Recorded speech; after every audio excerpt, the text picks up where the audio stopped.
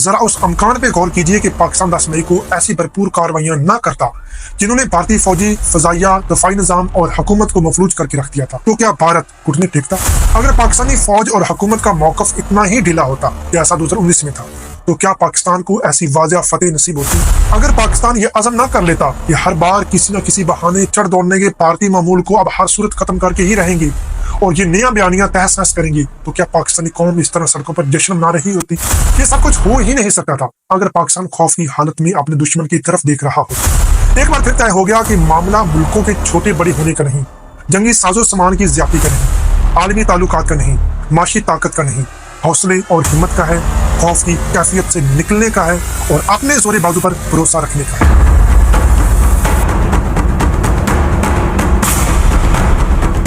Cease fire تو 10 مئی شام 4:30 بجے سے ہو چکا، لیکن جو میزائل داغے گئے تھے اپنے ہدف پر پہنچ کر یا پہنچے بغیر تباہ ہو چکے، لیکن پاکستانی میزائلوں کے بھوت بھارت، نریندر مودی اور بھارتی فضائیہ کا تعاقب کئی سال تک کرتے رہیں گے۔ ان کے دامنوں میں لگی آگ کسی پانی سے بجھنے والی نہیں۔ بہت مدت بعد یہ نوبت آئی کہ انہیں اپنا چہرہ بچانا مشکل ہو رہا ہے۔ 2019 کے پلوامہ واقعے کے بعد پاکستان نے ابھی نندن کا طیارہ گرا کر بھارت کے لیے رسوائی کا بہت بڑا سامان پیدا کیا تھا، لیکن پاکستانی حکومت اور فوج کی جانب سے ابھی نندن کو فوری واپس کر دینے کے فیصلے نے مودی کا چہرہ کچھ نہ کچھ بچا لیا تھا۔ بھارتی فضائیہ نے اس وقت یہ دعویٰ کیا تھا کہ ابھی نندن نے اپنا طیارہ تباہ ہونے سے پہلے ایک F-16 طیارہ گرایا تھا، لیکن یہ دعویٰ بعد میں جھوٹا ثابت ہوا۔ البتہ بھارت نے یہ جھوٹ برقرار رکھا اور ابھی نندن کو اس کارنامے پر فوجی اعزاز سے نوازا۔ یہ سب اپنی فیس سیونگ کی کوششیں تھی جو مودی اور بھارتی فضائیہ نے 2019 میں کی تھی، لیکن اب مئی 2025 کے مارکوں میں انہیں اپنی فیس سیونگ بھی کہیں سے نہیں مل پا رہی۔ وہ اپنی سی کوشش کر رہے ہیں، یہ بتانے کی کوشش کی جا رہی ہے کہ پاکستانی ڈی جی ایم او نے بھارتی ڈی جی ایم کو سیز فائر کی پیشکش کی، جسے بھارت نے قبول کر لیا، لیکن اپنی زخمی اور شکست خوردہ انا بچانے کی یہ کوشش کامیاب نہیں ہو پا رہی۔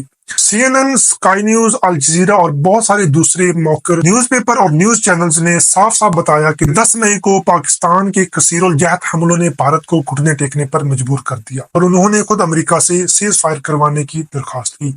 سعودی عرب، ترکیہ اور ایران نے بھی کوششیں کی، لیکن اصل جنگ بندی امریکہ اور ڈونلڈ ٹرمپ نے ہی کروائی۔ ذرا اس امکان پہ غور کیجئے کہ پاکستان 10 مئی کو ایسی بھرپور کارروائیاں نہ کرتا جنہوں نے بھارتی فوجی، فضائیہ، دفاعی نظام اور حکومت کو مفلوج کر کے رکھ دیا تھا، تو کیا بھارت گھٹنے ٹیکتا؟ اگر پاکستانی فوج اور حکومت کا موقف اتنا ہی ڈھیلا ہوتا جیسا 2019 میں تھا، تو کیا پاکستان کو ایسی واضح فتح نصیب ہوتی؟ اگر پاکستان یہ عزم نہ کر لیتا کہ ہر بار کسی نہ کسی بہانے چڑھ دوڑنے کے بھارتی معمول کو اب ہر صورت ختم کر کے ہی رہیں گے اور یہ نیا بیانیاں تحس نحس کریں گے، تو کیا پاکستانی قوم اس طرح سڑکوں پر جشن منا رہی ہوتی؟ اگر پاکستان نے ایسی غیر معمولی قوت فیصلہ کا مظاہرہ نہ کیا ہوتا تو کیا دنیا اس طرح پاکستان کو سراہ رہی ہوتی؟ کیا وزیر اعظم ٹی وی پر آ کر فتح کا اعلان کر رہے ہوتے؟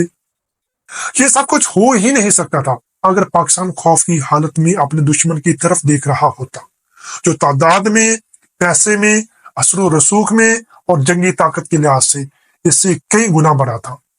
پاکستان خوف کی حالت سے نکل کر دشمن پر کاری وار کر سکتا تھا، سو وہ اس بار باہر نکلا اور ایسی کاری ضرب لگائی جس کی دشمن کیا دنیا بھی توقع نہیں کر رہی تھی۔ ایک بار پھر طے ہو گیا کہ معاملہ ملکوں کے چھوٹے بڑے ہونے کا نہیں، جنگی ساز و سامان کی زیادتی کا نہیں، عالمی تعلقات کا نہیں، معاشی طاقت کا نہیں، حوصلے اور ہمت کا ہے، خوف کی کیفیت سے نکلنے کا ہے اور اپنے زور بازو پر بھروسہ رکھنے کا ہے۔ قرآن کریم نے 1500 سال پہلے فیصلہ کر دیا تھا کہ بارہا ایسے ہوا ہے کہ اللہ کے عزم سے چھوٹا گروہ بڑے گروہ پر غالب آ گیا۔ کسی نے اس قرآنی بشارت کا مصداق دیکھنا ہو تو مئی 2025 کا پاک بھارت معرکہ دیکھ لے۔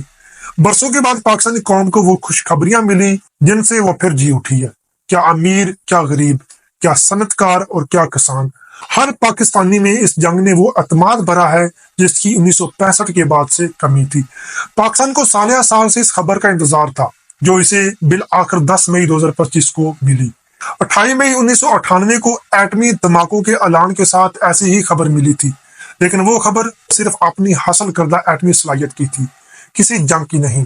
اس بار یہ خوشخبری ان اطلاعات کے ساتھ آئی ہے کہ پاکستان نے اپنے ازلی دشمن کو اس کے گھر میں گھس کر ایسا منہ توڑ جواب دیا جو اس کے لیے ناقابل فرموش رہے گا۔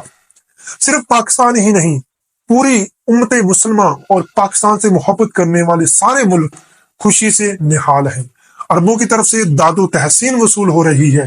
سوشل میڈیا عرب پوسٹوں اور کمنٹس سے بھرا پڑا ہے، جس میں وہ پاکستان، پاکستانی فوج اور فضائیہ کی بلائیں لے رہی ہے۔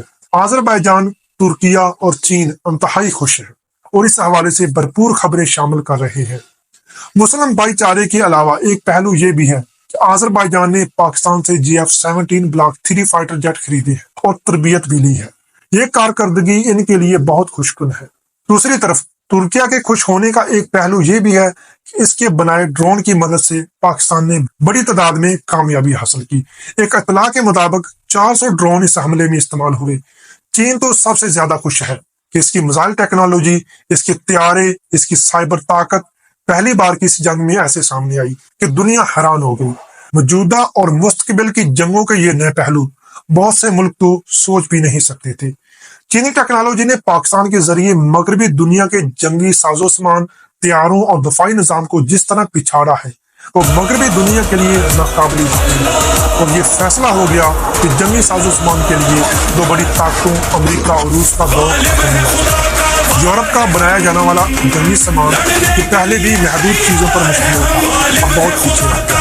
اب چین کی برتری پاکستانی فضائیہ کو اس کے حق کے مطابق داد دینے کے لیے لفظ نہیں۔ خود پاکستانی بھی یہی سوچتے تھے اور اپنی فضائیہ پر ان کا اعتماد تھا کہ پوری صلاحیتوں اور ساز و سامان سے لیس ہے، لیکن ایسی بڑی کارکردگی اور ایسی ہمہ جیت صلاحیتوں کا بہت سے لوگوں کو ہرگز اندازہ نہیں تھا۔ کسی کو بھی اندازہ نہیں تھا کہ پاک فضائیہ دشمن کو اس طرح جام کر کے مفلوج بنا سکتی ہے۔ بھارت پر سائبر حملہ اور ان کے اداروں کا کنٹرول حاصل کر لینا ایک ایسی جنگی جیت ہے جس کا پاکستان میں کبھی اندازہ نہیں تھا۔